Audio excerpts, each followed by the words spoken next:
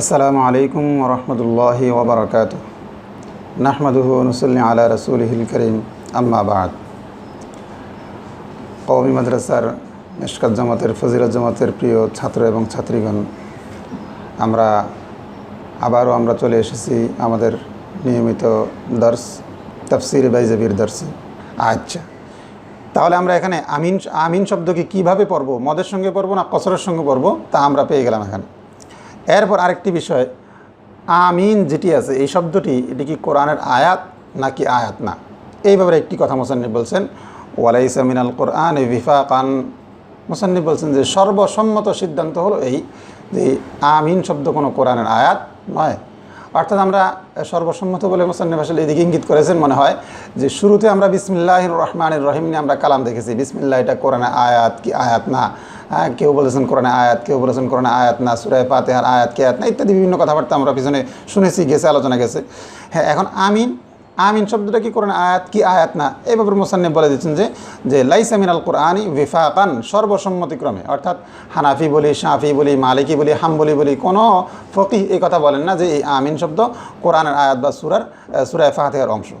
হ্যাঁ, কোরআনে আয়াত নয় বা সূরার অংশ নয়, ঠিক আছে, তবে লাকিন ইয়াসুন্ন খতমুস সূরাতি বিহি, সূরাকে আমিন শব্দ দিয়ে খতম করা, শেষ করা, এটা সুন্নত।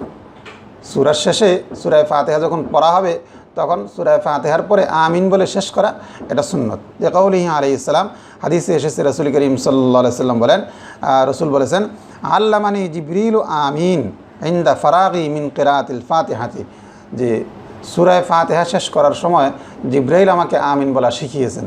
তো সুতরাং জিবরাইল যেহেতু শিখিয়েছেন, জিবরাইল অবশ্য আল্লাহ তাআলার হুকুমই শিখিয়েছেন, তাই আমিন বলাটা সুন্নত হবে। ওয়াকাল, এবং বলেছেন ইন্নাহু কাল খাতমি আলাল কিতাব, এই কথাও বলেছেন যে এটা হলো কোনো একটা চিঠি লেখে চিঠির উপরে যেরকম সিল মেরে দেওয়া হয়, এটাও আমিনটাও সূরা ফাতিহার মাঝে আমরা আল্লাহ তাআলার কাছে একটা আবেদন পেশ করলাম, আমরা একটা দরখাস্ত পেশ করলাম, একটা চিঠি যেন আল্লাহর কাছে দিয়ে দিলাম, ওই চিঠির শেষে আমরা কী দিয়ে দিলাম, একটা মোহর দিয়ে দিলাম আমিন বলে। ওয়াফি মানাহু, এবং এই হাদিসের অর্থেই, অর্থাৎ রাসূল সাল্লাল্লাহু আলাইহি সাল্লাম যে কথাটি বলেছেন ঠিক এই শব্দে না হলেও হুবহু এই মর্মেই হযরত আলী রাদিয়াল্লাহু তাআলা আনহুর বক্তব্য এসেছে। ওয়াফি মানাহু কওলু আলী রাদিয়াল্লাহু আনহু, এই উপরোক্ত হাদিসের মর্মেই হযরত আলী রাদিয়াল্লাহু তাআলা আনহুর বক্তব্য আছে কি, সেটি হলো আমিন খাতামু রাব্বিল আলামিন খাতামা বিহি দুআ আবদিহি। আমিন এটি হলো খাতামু রাব্বিল আলামিন, রব্বুল আলামিনের পক্ষ থেকে একটি সিলের মতো। খাতামা বিহি দুআ আবদিহি, আল্লাহ রব্বুল আলামিন এই শব্দ দিয়ে বান্দার দোয়ার উপর কী মেরে দিয়েছেন, সিল মেরে দিয়েছেন। তাহলে আগের মজমুন হয়ে গেল।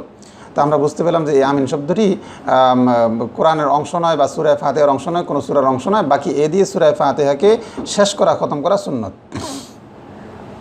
আরেকটি বিষয় হলো, আমরা পিছনে মোকাদ্দমার আলোচনা বলেছিলাম যে ইমাম বাইজাবি রহমতুল্লাহ আলের বিশেষ করে বাইজাবি শরীফের কিছু খুসুসিয়ত আছে। তার মাঝে একটা খুসুসি এটাও যে ফিকহি মাসআলা মাসাইল যদি কোথাও থাকে, সংশ্লিষ্ট ফিকহি মাসআলা মাসাইলের প্রতি ইঙ্গিত দেন, বস্তু তাফসিলের সাথে নয়, ইশারাতান কিছু ফিকহি মাসআলা মাসাইলও বলে যান। তো এখানে সেই দিকে ইঙ্গিত দিচ্ছেন যে ইয়াকুলুল ইমামু ওয়া ইয়াজহারু বিহি ফিল জাহরিয়াতি, অর্থাৎ আমিন শব্দ নামাজের মাঝে জোরে পড়া হবে কি হবে না, পড়লে জোরে পড়া হবে না আস্তে পড়া হবে, এ সম্পর্কে সামান্য একটু ইঙ্গিত দিয়ে যাচ্ছেন। এই মাসলা তোমরা ইনশাআল্লাহ মেশকাত শরীফের মাঝে বা সামনে দাওরা হাদিসের মাঝে সুনানের কিতাব যখন আসবে তখন বস্তু তাফসিরের সাথে পড়বে, বা হেদায়ের মাঝে সংক্ষেপে কিছু পড়ে এসেছো। তো আমরা এখানে এত বস্তু তাফসিরের সাথে যাচ্ছি না, আমরা সংক্ষেপে বলে যাচ্ছি ইয়াকুলুল ইমামু ওয়া ইয়াজহারু বিহি। আরেকটি কথা মনে রাখতে হবে এখানে, সেটি হলো আমরা পিছনে বলে এসেছিলাম যে আমাদের যে ইমাম বাইজাবি রহমতুল্লাহ আলাইহি, তিনি কিন্তু হানাফি মাসলাকের নয়, তিনি শাফিঈউল মাসলাকের। সুতরাং তিনি যখন তার এই কিতাবে কোনো মাসলা মাসাইল বলবেন তখন স্বাভাবিকতই শাফিঈ হিসেবে যে মাসলা সেই মাসলাই বলবেন।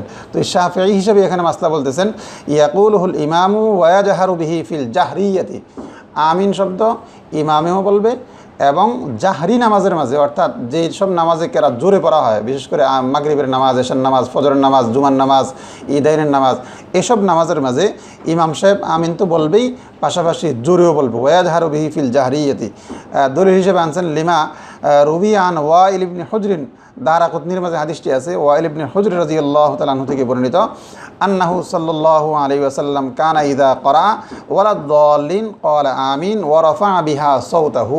এখানে এসেছে যে রাসূল সাল্লাল্লাহু আলাইহি ওয়াসাল্লাম যখন ওয়ালাদ-দাল্লিন বলতেন তখন কি বলতেন? আমিন বলতেন এবং ওয়া রাফা'a বিহা সাওতাহু, আওয়াজ উঁচু করতেন। বিভিন্ন শব্দে এসেছে, কোনো কোনো রিওয়ায়াতে এসেছে ওয়া মাদ্দা বিহা সাওতাহু। তো যাই হোক, এর থেকে ইমাম বাইজাভি রহমতুল্লাহ আলাইহি শাফিউল মাসলাক হিসেবে তিনি বলতেছেন আমিনকে জোরে বলবে, এবং শাফি মাসলাকের মাঝে এটা আমরা দেখি, শাফি মাসলাকের তারা জাহরি নামাজের মাঝে আমিন জোরে বলেন। হ্যাঁ, ইমাম আবু হানিফা রহমতুল্লাহর মতামত কি এই ক্ষেত্রে?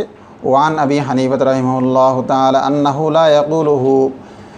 আমাদের ইমাম বাইজাভি রহমতুল্লাহ আলাইহি যেটি এখানে নকল করছেন যে ইমাম আবু হানিফা রহমতুল্লাহ আলাইহি থেকে রওয়ায়াত হলো ইমাম সাহেব আমিন বলবে না, ইমাম সাহেব আমিন বলবে না। তবে মশহুর কথা হলো ওয়াল মাশহুর আনহু আন্নাহু ইউখফিহি। ইমাম আবু হানিফা থেকে মশহুর কথা যেটি, এই যে ইমাম সাহেব আমিন বলবে না, এটি একটি রাওয়ায়াত উনি আবু হানিফা থেকে এনেছেন। বাকি হানাফি মাযহাবের মাঝে মশহুর কথা হলো এই আমিন আসতে বলবে। ওয়াল মাশহুর আনহু আন্নাহু ইউখফিহি, যে মশহুর কথা হলো ইমাম সাহেব আমিন আসতে বলবে, পাশাপাশি মুক্তাদিগণও আসতে বলবে। কামা রাওয়াহু আব্দুল্লাহ ইবনে মুগাফফাল ওয়া আনাস, যেমনটা হযরত আব্দুল্লাহ ইবনে মুগাফফাল এবং আনাস রাদিয়াল্লাহু তাআলা আনহুমা রওয়ায়াত করেছেন। তো যাই হোক, এখন ইমাম আমিন আসতে বলবে না জোরে বলবে, আমরা এখানে ইমাম শাফি রহমতুল্লাহ আলাইহির মাযহাব হিসেবে বাইজাভি রহমতুল্লাহ আলাইহি বললেন যে আমিন জোরে বলবে, ইমাম সাহেব বলবে এবং ইমাম সাহেব জাহরি নামাজের মাঝে নিজে বলবে এবং জোরে বলবে।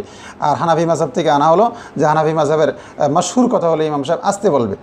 ওয়াল মামুর ইউআম্মিনু মাআহু, ইমাম বাইজাভি বলছেন মামুম অর্থাৎ যারা মুক্তাদি আছে এই মুক্তাদিরও আমিন বলবে।